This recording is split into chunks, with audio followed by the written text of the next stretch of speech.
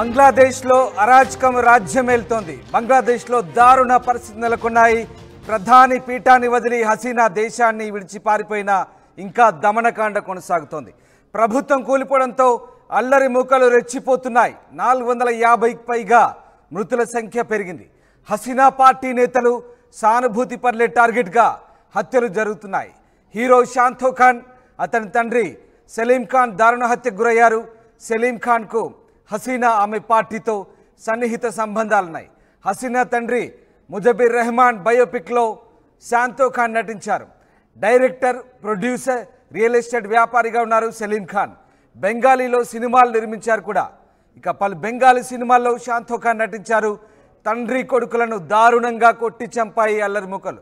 తొలుత వాళ్ళ ఇంటిపైకి అల్లరి ముక్కలు రాగానే వాళ్లకు స్థానికంగా ఉన్నటువంటి ఓ రైఫిల్ సహాయంతో ఆందోళనకారులను బెదిరించే ప్రయత్నం చేశారు, చెదరగొట్టే ప్రయత్నం చేశారు. అయితే అప్పటికే ఆందోళనకారులు రెచ్చిపోయారు. ఆ ఇద్దరి తండ్రి కొడుకుల్ని దారుణంగా కొట్టి, రాళ్లతో కొట్టి, కర్రలతో కొట్టి దారుణంగా హతమార్చినట్టుగా తెలుస్తోంది. అల్లరి మూకలను గన్స్తో బెదిరించిన తండ్రి కొడుకుల ప్రాణాలు దక్కలేదు. ఇటు ఢాకాలోని ఓ గాయకుడింటికి కూడా అల్లరి మూకలు నిప్పిపెట్టాయి. ఇల్లు వదిలి పారిపోవడంతో ప్రాణాలతో బయటపడ్డారు సింగర్ ఫ్యామిలీ. మొత్తం మీద బంగ్లాదేశ్లో ఇంకా దమనకాండ కొనసాగుతోంది.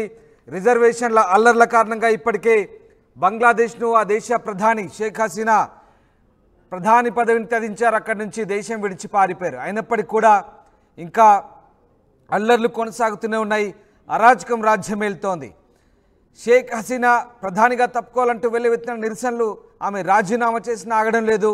సోమవారం సాయంత్రానికి హసీనా దేశం విడిచిన రాత్రి పొడవునా దేశవ్యాప్తంగా దమనకాండ కొనసాగినట్టుగా వార్తలు అందుతున్నాయి. అల్లరి మూకలు యథేచ్ఛగా విధ్వంసానికి దిగాయి.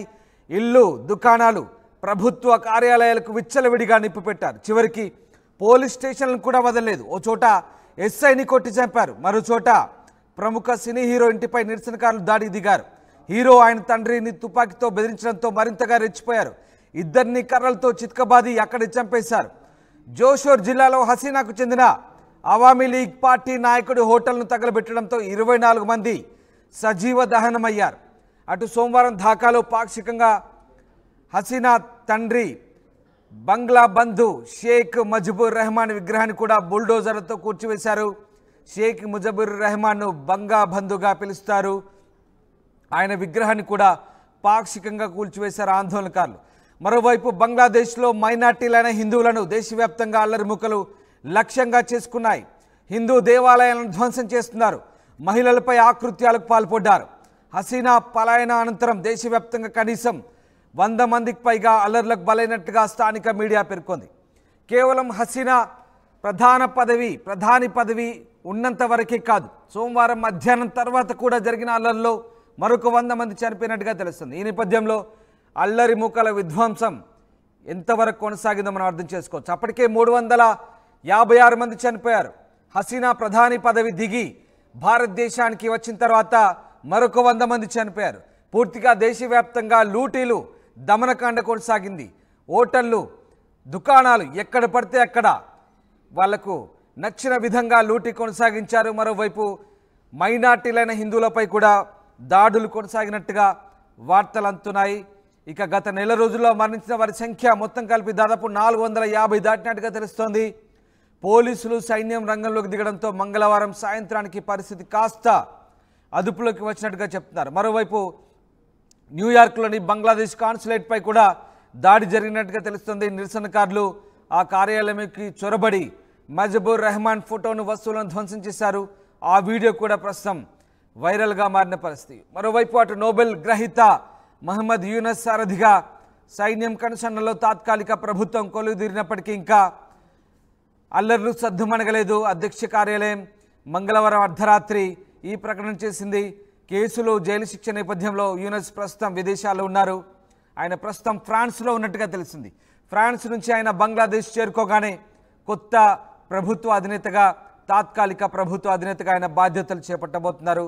హసీనా సర్కార్ పతనాన్ని ఆయన స్వాగతించారు. ఈ నేపథ్యంలో మరి కొత్త ప్రభుత్వం ఏర్పాటయ్యే వరకు కూడా దేశంలో అలాంటి అశాంతి, అహింస ప్రజ్వరిల్తూనే ఉంటుందా, దీన్ని సైన్యం కట్టడి చేస్తుందా అనేది ఇంకా వేచి చూడాల్సింది. మొత్తం మీద బంగ్లాదేశ్ అల్లకల్లోలంగా మారిన పరిస్థితి.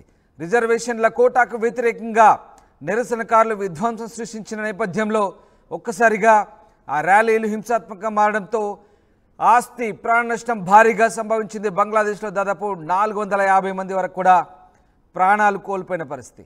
షేక్ హసీనా ప్రధాని పదవిని విడిచిపెట్టి భారత్లో వచ్చినప్పటికి కూడా ఇంకా అల్లర్లు కంటిన్యూ అయ్యి వివిధ రంగాలకు చెందిన ప్రముఖుల ఇళ్లను కూడా దోచుకోవడం, నిప్పు పెట్టడం చేస్తున్నారు. తాజాగా ఓ హిందూ సంగీతకారుడు, గీత రచయిత అయిన గాయకుడైన రాహుల్ ఆనంద ఇంటికి కూడా ఆందోళనకారులు నిప్పు పెట్టారు. సోమవారం మధ్యాహ్నం ఢాకాలోని ధన్మోండిలో ఉన్నటువంటి ఆయన నివాసంపై ఒక్కసారిగా గుంపులుగా దాడి చేసి విధ్వంసం సృష్టించినట్టుగా తెలుస్తోంది. ఈ దాడిలో ఆయన భార్య, కుమారుడు ఎలాంటి ప్రమాదం లేకుండా తప్పించుకున్నట్టుగా తెలుస్తోంది. ఆయన సంగీత వాయిద్యాలను 3000కు పైగా ఉన్నటువంటి ఆయన సంగీత వాయిద్యాలను పూర్తిగా తగలబెట్టినట్టుగా తెలుస్తోంది. ఇంట్లోని వస్తువులను కూడా ఎత్తుకుపోయినట్టుగా తెలుస్తుంది.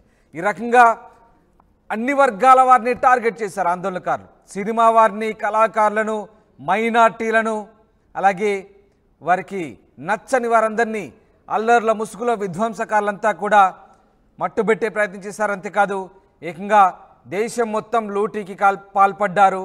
ముఖ్యంగా అవామీ లీగ్ కార్యకర్తల ఇళ్లపై దాడులు జరిగాయి. అవామీ లీగ్ కార్యకర్తల ప్రాణాలు తీశారు, కొట్టి చంపారు దారుణంగా. అవామీ లీగ్ కార్యకర్తలకు సంబంధించినటువంటి ఓ హోటల్ను కూడా తగలబెట్టారు. ఢాకా, చిట్టాగంగ్ లాంటి ప్రాంతాల్లో పూర్తిగా ఈ అల్లర్లు కొనసాగాయి. పూర్తిగా బంగ్లాదేశ్ ఇంకా అహింస, అశాంతిలోనే కొనసాగుతోంది. మరి తాత్కాలిక ప్రభుత్వం ఏర్పడిన నేపథ్యంలో ఈ అల్లర్లను ఆర్మీ ఏ రకంగా కట్టుదిట్టం చేస్తుందనే అంశంపై కూడా స్థానికంగా చర్చ సాగుతోంది. ప్రస్తుతానికి కాస్త సద్దుమణిగినప్పటికీ ఇంకా